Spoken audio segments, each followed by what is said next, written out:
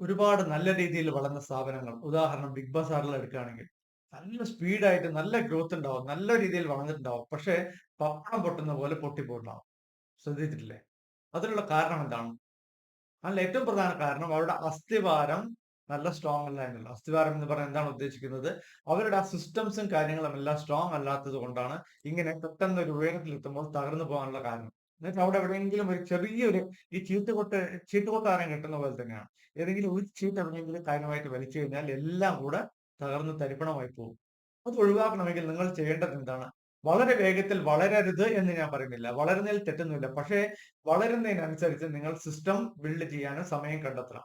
നല്ല രീതിയിൽ ഇങ്ങനെ പോകുന്നുണ്ടെങ്കിൽ ഇടയ്ക്കൊന്ന് ഇങ്ങനെ ഒന്ന് നിർത്തിയിട്ട് പിന്നെ അവിടെ സിസ്റ്റം കൃത്യമായിട്ട് കറക്റ്റ് ചെയ്ത ശേഷം പിന്നെ വേണം ഇങ്ങനെ മുകളിലോട്ട് കൊണ്ടുപോകാൻ. അല്ലാതെ ഇങ്ങനെ പോയിക്കൊണ്ടിരുന്നാൽ തീർച്ചയായിട്ടും അത് ബുദ്ധിമുട്ടാവും. അതുകൊണ്ട് സിസ്റ്റം ബിൽഡ് ചെയ്യുന്നതിന് കൂടുതൽ പ്രാധാന്യം